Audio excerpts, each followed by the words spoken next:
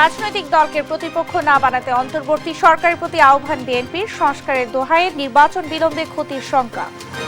রাজনৈতিক দলগুলো অন্তর্বর্তীকালীন সরকারকে ব্যর্থ করার জন্য কাজ করছে, এটা অত্যন্ত মারাত্মক একটা অভিযোগ। আমি তীব্রভাবে প্রতিবাদ করছি এবং আমি মনে করি যে এই ধরনের উক্তিটা প্রত্যাহার করা উচিত। দেড় যুগ পর সিলেটে জামায়াতে ইসলামী কর্মী সম্মেলন। ক্ষমতায় এলে বৈষম্যহীন বাংলাদেশ গড়ার অঙ্গীকার আমিরের। শীতে কাঁপছে সারা দেশ। মৌসুমের সর্বনিম্ন তাপমাত্রা তেঁতুলিয়া 8.4 ডিগ্রি। চরম বিপাকে নিম্ন আয়ের মানুষ। শীতের জন্য কাজকর্ম করা যাচ্ছে না। এই ঠান্ডার জন্য চলাফেরা করতে পারছি না, যে কি করে খাবো, বাড়িতে বাসায় ভাত নেই, কিভাবে চলবো। সরবরাহ বাড়ায় সবজির দাম কিছুটা কমেছে। স্বস্তি ফেরেনি আলু ও চালে। নিত্যপণ্যের দাম সহনীয় নয়, দাবি ভোক্তার। এবং শীত উপেক্ষা করে পর্যটন নগরী কক্সবাজারে লাখো পর্যটকের ঢল। সাগরের নীল জলরাশিতে মাতোয়ারা ভ্রমণ প্রেমীরা। সমুদ্র দেখার পর সব ক্লান্তি চলে গিয়েছে। অনুভূতিটা আসলে বলার মতো না, কারণ এত সুন্দর একটা সৈকত। মূলত বাচ্চার পরীক্ষা শেষ হয়েছে যেদিন, ওই দিনই আসতে হয়েছে। বাচ্চার অনেকদিন ধরে ছিল, বায়না ছিল যে আসতেই হবে। সংবাদ রাতে দেখছিলেন একেএস টিভি বার সংবাদ শিরোনাম। সঙ্গে আছি আমি শারমিন নাসি। এবারে বিস্তারিত। রাজনৈতিক দলকে প্রতিপক্ষ না বানাতে অন্তর্বর্তী সরকারের প্রতি আহ্বান জানান বিএনপি মহাসচিব মির্জা ফখরুল ইসলাম আলমগীর। আর সংস্কারের দোহাই দিয়ে নির্বাচনে বিলম্ব হলে তা জনগণের ক্ষতির কারণ হবে বলে শঙ্কা প্রকাশ করেন দলটির স্থায়ী কমিটির জ্যেষ্ঠ সদস্য ডক্টর খন্দকার মোশাররফ হোসেন। সাইফুল রিপোর্টের প্রতিবেদন। শহীদ বুদ্ধিজীবী দিবস উপলক্ষে রাজধানীর ইঞ্জিনিয়ার্স ইনস্টিটিউশনে আলোচনা সভার আয়োজন করে বিএনপি। এই অঞ্চলে বুদ্ধিবৃত্তির যে জাগরণ আমরা দেখেছিলাম, সেই জাগরণ স্বাধীনতার পরে নিষ্প্রভ হয়ে গেছে। বিএনপির নীতি নির্ধারকরা অভিযোগ করেন, দেশকে মেধাহীন করতে ৭১-এর পরাজিত শক্তি নির্বিচারে দেশের বুদ্ধিজীবীদের হত্যা করেছে, আর পতিত ফ্যাসিস্টরা দেশের শিক্ষা ব্যবস্থাকে ধ্বংস করেছে। এই দেশের শিক্ষা ব্যবস্থা তো বটেই, এবং শিক্ষা ব্যবস্থার মধ্য দিয়ে যে সমস্ত কর্মক্ষম শিক্ষিত জনগোষ্ঠীর সৃষ্টি হয়, তাদেরকেও শেষ করার মধ্য দিয়ে বাংলাদেশের ব্যুরোক্রেসি থেকে শুরু করে এটাকে একটা মেধাহীন জাতিতে পরিণত করার বিশাল একটি প্রকল্প বাস্তবায়ন হয়েছে এই ফেসিবাদের শাসনামলে। তৎকালীন মেজর জিয়াউর রহমান যে প্রশ্নটি বারবার আমাদেরকে করতেন আলাপচারিতায়, পাকিস্তানিদেরকে তো তাড়ালাম, কিন্তু এখন আমাদেরকে আবার ভারতীয়দের সাথেও আবার একটা মুক্তিযুদ্ধ করতে হবে। সেদিন তার মনে যে সন্দেহ উকি দিয়েছিল, সেটি আজকে বাস্তবায়িত হওয়ার পথে। তার প্রকাশ আমরা দেখতে পাচ্ছি। আমাদের প্রতিবেশী একটি রাষ্ট্র আবার আমাদের স্বাধীনতা সার্বভৌমত্বকে নিয়ে নানা ধরনের ষড়যন্ত্রে মেতেছে। দলটির স্থায়ী কমিটির জ্যেষ্ঠ সদস্য ডক্টর খন্দকার মোশাররফ হোসেন বলেন, মুক্তিযুদ্ধের চেতনা বাস্তবায়নে ফিরিয়ে আনতে হবে গণতন্ত্র। সংস্কারের কথা বলে যদি নির্বাচনটাকে বিলম্ব করা হয়, তাহলে এই সরকারের জন্য খারাপ খবর বয়ে আনবে, এদেশের জনগণ ক্ষতিগ্রস্ত হবে। বিএনপি মহাসচিব মির্জা ফখরুল ইসলাম আলমগীর বলেন, পতিত স্বৈরাচারের ফিরে আসা ঠেকাতে তরুণ প্রজন্মকে সামাজিক যোগাযোগ মাধ্যমে মেধাভিত্তিক যুদ্ধ করতে হবে। আপনারা দেখছেন যে আজকে ফ্যাসিস্ট হাসিনা পালিয়ে গিয়ে ভারতে আশ্রয় নিয়েছে। সে অ্যাক্টিভ, সে তার কাজ করছে আবার ঋত ক্ষমতাকে ফিরে পাওয়ার জন্য। তা আমাদেরকে তখন অ্যাক্টিভ হতে হবে, যাতে করে আমরা তাদেরকে প্রতিহত করতে পারি। তারা যেন ফিরে আসতে না পারে, সেটা কিভাবে হবে? সেটা একদিকে যেমন একটা ঐক্য, অন্যদিকে আপনার মেধা দিয়ে আপনাকে আগে জিততে হবে। যে কথাটা আমি আজকাল প্রায় বলছি, এই স্লোগান আর এই আপনার তালি, এটা দিয়ে কিন্তু আপনি জিততে পারবেন না। জিততে হলে আপনাকে সোশ্যাল মিডিয়ায় জিততে হবে। নিজেদের ক্ষতি হয় এমন কথা ও কাজ থেকে বিরত থাকতে অন্তর্বর্তী সরকারের প্রতি আহ্বান জানান মির্জা ফখরুল ইসলাম আলমগীর। রাজনৈতিক দলগুলো অন্তর্বর্তীকালীন সরকারকে ব্যর্থ করার জন্য কাজ করছে, এটা অত্যন্ত মারাত্মক একটা অভিযোগ। আমি তীব্রভাবে প্রতিবাদ করছি এবং আমি মনে করি যে এই ধরনের উক্তিটা প্রত্যাহার করা উচিত। এবং আমি এটা মনে করে দিতে চাই যে দয়া করে রাজনৈতিক দলগুলোকে বা রাজনীতিকে আপনাদের প্রতিপক্ষ বানাবেন না। বলেন, গণতন্ত্র শুধু কথার কথা নয়, লালন করতে হবে গণতন্ত্রের সংস্কৃতি, নিজেদের মধ্যে আনতে হবে পরমত সহিষ্ণুতা। যতক্ষণ পর্যন্ত গণতন্ত্রকে আমরা একটা সংস্কৃতিতে পরিণত করতে পারবো। সাইফুল রিপন, দেশ টিভি, ঢাকা। শহীদ বুদ্ধিজীবী দিবস উপলক্ষে বিএনপির ভারপ্রাপ্ত চেয়ারম্যান তারেক রহমান বাণী দিয়েছেন। শুক্রবার বিএনপির সিনিয়র যুগ্ম মহাসচিব অ্যাডভোকেট রুহুল কবির রিজভীর স্বাক্ষরিত এক সংবাদ বিজ্ঞপ্তিতে এই তথ্য জানানো হয়। বাণীতে তারেক রহমান শহীদ বুদ্ধিজীবী দিবস উপলক্ষে 1971 সালে মুক্তিযুদ্ধে শাহাদাত বরণকারী দেশের শহীদ বুদ্ধিজীবীদের স্মৃতির প্রতি শ্রদ্ধা জানান। এই দিনটি জাতির ইতিহাসে এক মর্মস্পর্শী ও শোকাবহ দিন উল্লেখ করে তিনি বলেন, অমর বুদ্ধিজীবীরা দেশের ক্ষণজন্মা শ্রেষ্ঠ সন্তান। হানাদার বাহিনীর দোসররা চূড়ান্ত বিজয়ের আগে স্বাধীন বাংলাদেশকে মেধাশূন্য করতে পরিকল্পিত এই হত্যাযজ্ঞ করে। রাজনৈতিক দল ছাড়া সংস্কার সম্ভব না হলে 53 বছরে কেন হয়নি? দলীয় নেতাদের কাছে এর সুস্পষ্ট জবাব চেয়েছেন পরিবেশ, বন ও জলবায়ু পরিবর্তন উপদেষ্টা সৈয়দা রিজওয়ানা হাসান। সকালে রাজধানীতে শব্দদূষণ নিয়ন্ত্রণে সচেতনতা বৃদ্ধি ও গাড়ি চালকদের পূর্ণ প্রশিক্ষণ কর্মসূচিতে সাংবাদিকদের এক প্রশ্নের জবাবে তিনি এসব কথা বলেন।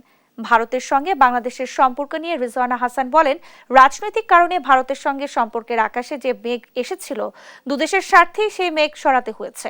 রাজনৈতিক দলগুলো ছাড়া যদি সংস্কার সম্ভব না হয়, গত 53 বছরে কেন হয়নি জানতে চেয়ে রিজওয়ানা হাসান বলেন, রাজনৈতিক দলগুলোকে সেই জবাব দিতে হবে। 53 বছরে লাগামহীন এই অভ্যাস, এটা আমি কয়দিনে নিয়ন্ত্রণে আনতে পারবো, এটা একটা বড় চ্যালেঞ্জ, কিন্তু কাজটা তো শুরু হলো। একের পর এক প্রজন্মকে আমরা অস্থিরতা শিখাচ্ছি, অস্থির করছি আমাদের এই লাগামহীন আচরণের মাধ্যমে। এটা আমরা আর করবো না। আমি চেষ্টা করব এই মাসের মধ্যে শব্দ দূষণ বিধিমালাটা চূড়ান্ত করে গেজেট করে ফেলতে, এবং সেখানে আমি আইন শৃঙ্খলা রক্ষাকারী বাহিনীকেও ক্ষমতা দেব। জামায়াতে ইসলামী আমির ডাক্তার শফিকুর রহমান বলেন, ছাত্র জনতার অভ্যুত্থানকে ব্যর্থ করতে প্রতিবেশী দেশ ভারত সংখ্যালঘু কার্ড খেলতে চেয়েছিল, কিন্তু দেশের মানুষ তা ভেস্তে দিয়েছে। ধর্মীয় সম্প্রীতি বিনষ্টের ষড়যন্ত্রের প্রতিবাদে সুদৃঢ় হয়েছে জাতীয় ঐক্য। শুক্রবার সকালে দীর্ঘ 1.5 যুগ পর সিলেটের ঐতিহাসিক আলিয়া মাদ্রাসা ময়দানে সিলেট জেলা জামায়াতের কর্মী সম্মেলনে প্রধান অতিথির বক্তব্যে তিনি কথা বলেন। এ সময় জামায়াত আমির বলেন, আওয়ামী লীগ মিথ্যা গল্প সাজিয়ে দেশ ও দেশের মানুষের বিরুদ্ধে ষড়যন্ত্র করে যাচ্ছে। দেশপ্রেমিক জনগণ ধর্ম, বর্ণ, দলমত নির্বিশেষ হয়ে আরও বেশি ঐক্যবদ্ধ হয়ে তাদের ষড়যন্ত্র প্রতিহত করছে বলেও মন্তব্য করেন তিনি। বলেন, এত মানুষ হত্যা করার পর আওয়ামী লীগ রাজনীতি করতে পারবে কিনা সেই সিদ্ধান্ত দেশের মানুষ নেবে বলেও মন্তব্য করেন তিনি।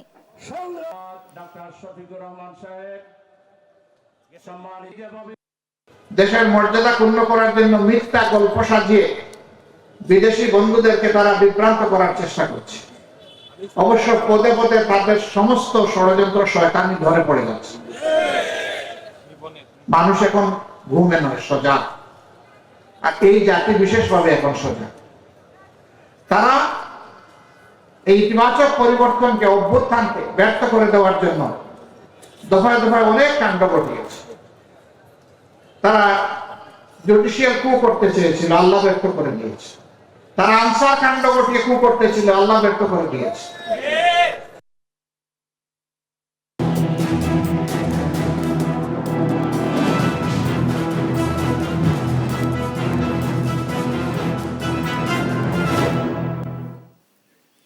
চব্বিশের গণহত্যা মামলার আসামি কুষ্টিয়ার মিল শ্রমিক নিরীহ রহিম কখনোই আন্দোলনের বিপক্ষে ছিলেন না।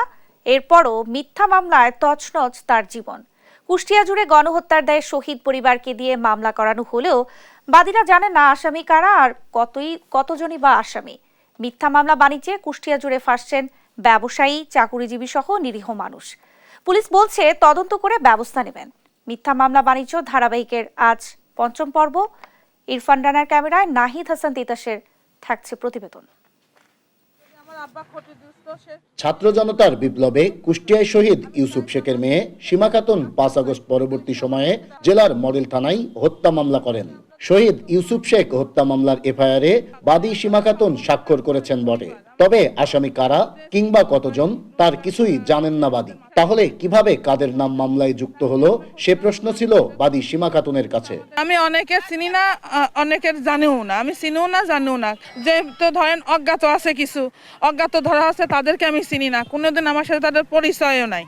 এসব মামলায় সাধারণ মানুষও হয়রানির শিকার হচ্ছেন জানিয়ে বাদী সীমা খাতুন বলেন, হয়রানিমূলক এসব মামলা বন্ধ হওয়া উচিত। নির্দোষীগুলো দিন ধরা না পড়ে, কারণ আমি একটা ক্ষতিগ্রস্ত পরিবার, আমি চাই না যে আমার কারণে আরেকটা পরিবার ক্ষতিগ্রস্ত হোক। জুলাই আগস্টের শহীদ পরিবারগুলোকে দিয়ে নাম কাওয়াস্তে মামলার বাদী করে খেয়াল খুশি মতো আসামি বানিয়ে মামলা হচ্ছে কুষ্টিয়া জেলা জুড়ে। এই মিথ্যা মামলা বাণিজ্যের অন্যতম শিকার চুয়াডাঙ্গা সুগার মিলের কর্মচারী রহিম। ছাত্র জনতার আন্দোলন চলাকালে মিলে কর্মরত থাকলেও এখন আসামির তালিকায় রহিম। কোথায় মারামারি হচ্ছে কি না হয়েছে এটা তো আমি কিছুই জানি না। আবার যে আমার এই মামলার বাদী হয়েছে তাকেও আমি চিনি না। ঢালাও এসব মামলায় বাণিজ্যের অভিযোগও রয়েছে অসংখ্য। অভিযোগ রয়েছে ব্যবসায়ী, চাকরিজীবী সহ নিরীহ মানুষদের মামলায় ফাঁসিয়ে চাঁদাবাজি করছে একটি মহল। আমি তো মনে করেন কোনো দলের সাথে সম্পৃক্ত নাই, আমার কোনো পোস্ট নাই, পদবি নাই, আমি কোনো ছবি ভাইরাল নাই, তাহলে আজকে আমি ধরেন মামলার শিকার। শুধু ঢুকাইয়ে ক্ষান্ত হয়নি, মামলাতে দেয়াই ক্ষান্ত হয়নি, তারা কিছু টাকা পয়সারও দাবি করছে ফোন মারফত বা বাইদা ভাই, যে টাকা পয়সা দিলে এটা আমরা ঠিক করে দেব। যে কাম করিনি সেই কামের সাথে কেন আমাকে দিল সেটাও আমি জানি না। তবে আমার জানা মতে মনে হয় আমাদের গ্রামের কিছু লোক প্রতিহিংসিতামূলক এই মামলায় আমাদের জড়া দিয়েছে। এমন মিথ্যা মামলায় বিব্রত খোদ বিএনপি নেতারাও। তারাও চাই সঠিক অপরাধীদের বিচার। ভাবে আমাদের গোচরীভূত হয়। আমি এবং আমার দলের সদস্য সচিব বর্তমানে যিনি ইঞ্জিনিয়ার জাকির সরকার, আমরা এটা নিয়ে পুলিশের সর্বোচ্চ অথরিটি কুষ্টিয়াতে যারা আছে ওনাদের সাথে আমরা বসছি, আমরা ডিসি মহোদয়ের সাথে বসছি, যে দেখেন মামলাগুলো কিন্তু নিয়ে এরকম একটা নোংরামি হচ্ছে, এর দায়ভার কিন্তু আমরা নেব না। এ ব্যাপারে আবারও আমি দলের পক্ষ থেকে সরকারের কাছেই দাবি জানাবো যে মানে একটা উচ্চ ক্ষমতা সম্পন্ন গোয়েন্দা সংস্থা দিয়ে এটা তদন্ত করা হোক যে প্রকৃত ঘটনাটা। এ বিষয়ে জেলা পুলিশের ঊর্ধ্বতন কর্মকর্তারা ক্যামেরার সামনে কথা বলতে রাজি না হলেও তদন্ত সাপেক্ষে ব্যবস্থা নেওয়ার আশ্বাস কুষ্টিয়া মডেল থানার ভারপ্রাপ্ত কর্মকর্তার। আমাদের সিনিয়র কর্মকর্তারা যখন বলবে এটা নিয়ে, তখন তারা এটা ডিসিশন নেবে একটা। 5 আগস্টের পর কুষ্টিয়ায় হত্যা ও হত্যা চেষ্টার মামলা হয়েছে 19টি, যাতে সঠিক অপরাধীর বাইরে আসামি করা হয়েছে শত শত নিরীহ মানুষদেরও। নাহিদ হাসান তিতাস, দেশ টিভি, কুষ্টিয়া। দেখছেন সংবাদ রাত। মৌসুমের সর্বনিম্ন তাপমাত্রা রেকর্ড হয়েছে পঞ্চগড়ের তেঁতুলিয়ায়। শুক্রবার সকাল 9টায় তাপমাত্রার পারদ নামে 8.4 ডিগ্রি সেলসিয়াসে। অন্য জেলায়ও কনকনে ঠান্ডায় ভোগান্তি বাড়ছে নিম্ন আয়ের মানুষের। হাসপাতালে বাড়ছে ঠান্ডাজনিত রোগীর চাপ। আবহাওয়া অফিস বলছে মৃদু শৈত্য প্রবাহ থাকবে আরো কয়েকদিন। সহকর্মীদের তথ্য ছবিতে আরো জানাচ্ছেন আপন অপু। শীতে কাঁপছে উত্তরাঞ্চল। বেলা গড়িয়ে দুপুর হলেও দেখা মিলছে না সূর্যের আলোর। বইছে মৃদু শৈত্য প্রবাহ।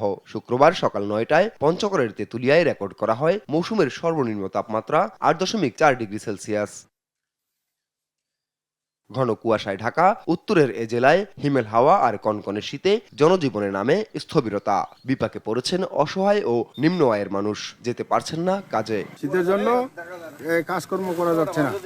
আজকে মনে করেন আলু খেতে পানি দেওয়া লাগে, কিন্তু এই শীতে এই পাইপ যে ধরবো এই ইয়াটা হচ্ছে না। ভাড়া নাই, আগে তাও 4-500 টাকা কামাই করা হয়েছে, আলা 200, 250, 100, 150 এইরকম হয়। সকালবেলা মাঠত যাবো, দোকানপাতি কাজত যাবো, এরকম কোনো ইয়া নাই। ঘন কুয়াশায় প্রতিদিনই ব্যাহত হচ্ছে পাটুরিয়া, দৌলতদিয়া ও আরিচা কাজিরহাট নৌরুটে ফেরি চলাচল। শুক্রবারও বন্ধ ছিল 6 ঘন্টা। ঘাটের দুই পাশে আটকা থাকা যানবাহন চালক ও সংশ্লিষ্টদের পোহাতে হচ্ছে ভোগান্তি। অভিযোগ আছে ঘন কুয়াশা কাটিয়ে ফেরি চলাচল স্বাভাবিক রাখতে প্রায় 3 কোটি টাকার ফগলাইট প্রকল্পেও মেলেনি সুফল। সাধারণ যাত্রীদের অনেক ভোগান্তি পোহাতে হয়। কুয়াশার কারণে ফেরি চলতে পারে না। 12টার সময় হপ হয়ে যায়, সকাল 10-11টা তৈরি থাকে। দুর্ঘটনা রোধেই ফেরি চলাচল বন্ধ রাখতে হচ্ছে বলে জানায় বিআইডব্লিউটিএ। শীত বাড়ার সঙ্গে সঙ্গে চুয়াডাঙ্গায় হাসপাতালগুলোতে বাড়ছে ঠান্ডাজনিত রোগীর সংখ্যা। গেল 24 ঘন্টায় সদর হাসপাতালে ভর্তি হয়েছেন অর্ধশতাধিক রোগী, যাদের অধিকাংশই শিশু। প্রচুর ঠান্ডা আর বাচ্চা ঠান্ডা লেগেছে, এই কারণে আমরা 3 দিন হাসপাতালে ভর্তি আছি। চুয়াডাঙ্গাতে শিশু রোগীর সংখ্যা বৃদ্ধি পেয়েছে। শিশু রোগীর সংখ্যার মধ্যে আমরা 2 শ্রেণীর রোগী বেশি পাচ্ছি। একটা হচ্ছে শিশুদের ডায়রিয়া, আরেকটা হচ্ছে ঠান্ডা, সর্দি, কাশিজনিত, যেটা আমরা বলি ব্রঙ্কিওলাইটিস, নিউমোনিয়া, অ্যাজমা, এই ধরনের রোগী পাচ্ছি। এখনো কোথাও শীতবস্ত্র বিতরণের খবর পাওয়া যায়নি। আর আবহাওয়া অফিস বলছে মৃদু শৈত্যপ্রবাহ আরো কয়েকদিন অব্যাহত থাকবে। কমছিল আজকে যে ঠান্ডার পরিমাণ, এই ঠান্ডার মধ্যে আমরা চলাফেরা করতে পারছি না, যে কি করে খাবো, বাড়িতে বাসায় ভাত নেই, কিভাবে চলবো, কিভাবে কি করবো।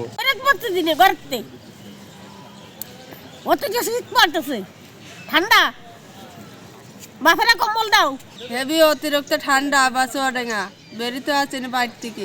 উত্তরের আরেক জেলা লালমনিরহাটে বিপাকে নিম্ন আয়ের মানুষ। হাসপাতালগুলোতে অন্য সময়ের তুলনায় দ্বিগুণ নিউমোনিয়া, শ্বাসকষ্ট, ডায়রিয়া, সর্দি কাশি সহ ঠান্ডাজনিত রোগীর চাপ। আমার বাবু ঠান্ডার কারণে নিউমোনিয়া হয়েছে। বর্তমান ও সুস্থ এখনো হয় নাই, মানে যেমন আছে তেমনই। আজকে 10 দিন হলো ভর্তি হবার, আমি ভাত খাইতে পারি না। ঠান্ডার জন্য মনে করো শ্বাসকষ্টের সমস্যা, নিঃশ্বাস নিতে পারে না, দুধ খাবার সময় গলা আটকে। শীত মোকাবিলায় উত্তরের জেলাগুলোতে শীত বস্ত্র বিতরণ ও হাসপাতালগুলোতে চিকিৎসা নিশ্চিতে ব্যবস্থা নেওয়ার দাবি স্থানীয়দের। আপন অপু, নিউজ ডেস্ক, দেশ টিভি। দেখছেন সংবাদ রাত। পর্যাপ্ত সরবরাহ বাড়ায় বাজারে কিছুটা কমেছে নতুন আলুর দাম। সেই সঙ্গে শীতকালীন সবজির যোগান বাড়ায় কেজিতে 10 থেকে 15 টাকা করে কমতে শুরু করেছে দাম। ব্যবসায়ীদের দাবি, সারের দাম ও পরিবহনের জ্বালানির দাম কমাতে না পারলে নাগালে আসবে না কাঁচা সবজির দাম। ক্রেতাদের অভিযোগ, এখনও সহনীয় পর্যায়ে আসেনি নিত্যপণ্যের বাজার। বিস্তারিত আলিমুজ্জামান সাফওয়ানের রিপোর্টে। সপ্তাহের ছুটির দিন শুক্রবার বাজার করতে ব্যস্ত নগরবাসী। তবে চলমান মূল্যস্ফীতিতে কিছুতেই যেন স্বস্তি মিলছে না। বাজার নিয়ন্ত্রণের চেষ্টা চালাচ্ছে অন্তর্বর্তী সরকার। গত কয়েক সপ্তাহ নতুন আলু 120 টাকা থাকলেও এখন 50 টাকা কমে বিক্রি হচ্ছে 70 টাকায়। পাশাপাশি সরবরাহ বাড়ায় কমে আসতে শুরু করেছে শীতকালীন সবজির দামও। ওভারঅল সব মালের আমার কেজিতে 10-20 টাকা কমছে। আমার পাতাকপি, ফুলকপি আছে 40 টাকা 50 টাকা পিস, নতুন শালগম আছে 40 টাকা কেজি, মূলা আছে 30 টাকা 20 টাকা কেজি, সব মালের দামই কমছে। বেগুন আছে 60 টাকা 50 টাকা কেজি। আলু তো দাম কমছে অনেক, আলু তো 120 টাকা ছিল, সপ্তাহে 80 টাকা কেজি আলু নতুনটা যেটা। কেজিতে 10-15 টাকা কমলেও মূল্যস্ফীতি বিবেচনায় দাম নিয়ে স্বস্তিতে নেই ক্রেতারা। যত একটা পণ্য হাত বদল হয়, যত বেশি তত দাম বেড়ে যায়। তো দাম এটা 1 গুণ 2 গুণ, বিশেষ করে 2 গুণ বেড়ে যায়।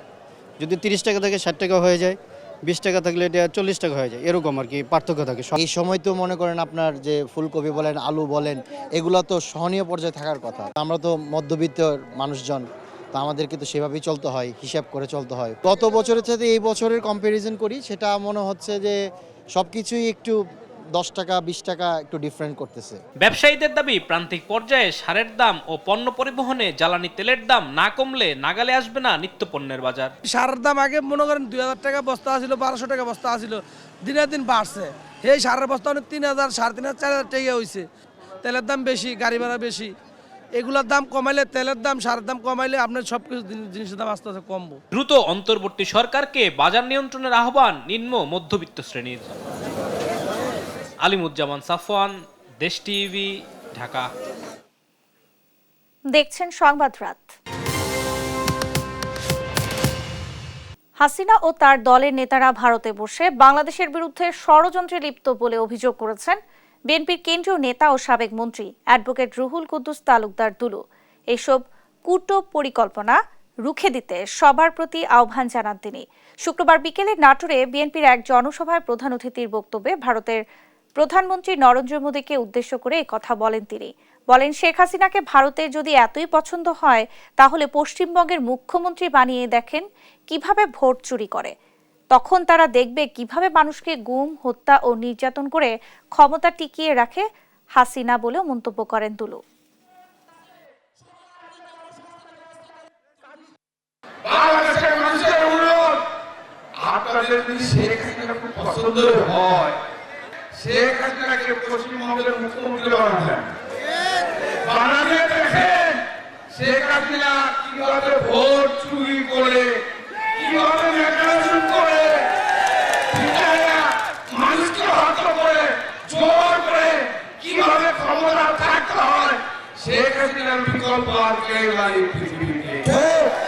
জনাব পুলিশ সাহেব, আমি আপনাদের বলতে চাই, সেখান থেকে নিয়ে রাজনীতি করার সুযোগ দেন, ভোট শুরু করে আপনার কাছে ক্ষমতা কেড়ে নিয়ে ওই সংবাদ শেষ করব পর্যটন নগরীতে দর্শনার্থীদের ঠান্ডা আবহাওয়া উপভোগের খবর দিয়ে। পর্যটন নগরী কক্সবাজার ভরে উঠেছে প্রকৃতিপ্রেমীদের পদচারণায়। প্রতিদিনই দেশি বিদেশি পর্যটকদের ভিড় বাড়ছে। বিশেষ করে সাপ্তাহিক ছুটির দিনগুলোতে ঢল নামছে দর্শনার্থীর। সৌরভ দেবের প্রতিবেদন, জানাচ্ছেন আপন অপু। শীতের আগমন মানেই ভ্রমণ প্রেমীদের বাড়তি উচ্ছ্বাস। দীর্ঘদিন ধরে ভ্রমণ পিপাসুরা অপেক্ষা করেন বছরের এই সময়টার জন্য। আর এটি যদি হয় নীল দিগন্তের সঙ্গে পাহাড় আর সমুদ্রের মিতালি, তখন আনন্দ হয় সীমাহীন। প্রকৃতির এমন অসাধারণ মেলবন্ধন খুঁজতে পর্যটকরা ছুটে আসেন কক্সবাজার। আপনজনদের নিয়ে মাতেন সাগরের নীল জলরাশিতে। বাবা মার সাথে এসেছি, আমার বোনের সাথে এসেছি, খুব ভালো লেগেছে। কি আইছে, তাও ফার্স্ট টাইম আইছে। আমার দেখিয়া লাইক আমি কিতা হইতাম যে ভালো লাগে। কক্সবাজারে যত কিছু পপুলার আছে সবই আমরা দেখতে চাই, ঘুরতে চাই। শীত, গ্রীষ্ম, বর্ষা সব ঋতুতেই পর্যটন নগরী কক্সবাজার তার রূপ সৌন্দর্যের ডানা মেলে ধরে। সেই সৌন্দর্যে বিভোর হতেই সারা বছর ঠাসা থাকে পর্যটক। অনেক ভালো অনুভূতি হচ্ছে, ভালোই লাগতেছে। এবং কি বাচ্চাদের জন্য, মূলত বাচ্চার পরীক্ষা শেষ হয়েছে যেদিন, ওই দিনই আসতে হয়েছে। পানি, ফ্যামিলি নিয়ে আসা, টাইম স্পেন্ড করা, ইটস রিয়েলি অ্যামেজিং। আলাদা একটা পরিবেশ, আলাদা একটা মনের একটা আলাদা খোরাক জোগায়। এখানে সবসময় আসতে ইচ্ছে করে। এখানকার মানুষজন দেখে আমাদের দুঃখ দুর্দশা যা ছিল সব দূর হয়ে যায়। ব্যবসায়ীরা বলছেন, দীর্ঘদিন পর পর্যটকে মুখরিত কক্সবাজার। অতীতের ক্ষতি পুষিয়ে ওঠার প্রত্যাশা তাদের। আশা করি 365 দিন কক্সবাজার পর্যটক আসবে এবং এইবার যেহেতু দেশে রাজনৈতিক অস্থিরতা নাই, সেক্ষেত্রে আমরা মনে করি কক্সবাজার পর্যটন শিল্পে প্রচুর পরিমাণ প্রচুর পর্যটক আসবে। এদিকে সৈকতে অনাকাঙ্ক্ষিত দুর্ঘটনা এড়াতে সার্বক্ষণিক নজর রাখছে লাইফগার্ড কর্মীরা।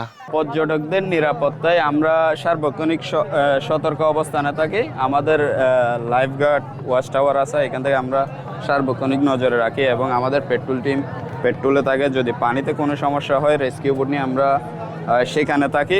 পর্যটকদের নিরাপত্তায় কাজ করছে ট্যুরিস্ট পুলিশ সহ স্থানীয় প্রশাসনও। নিউজ ডেস্ক, দেশ টিভি। এই ছিল এখনকার সংবাদ রাত। পরের বুলেটিন দেখার আমন্ত্রণ রইল। ধন্যবাদ সবাইকে।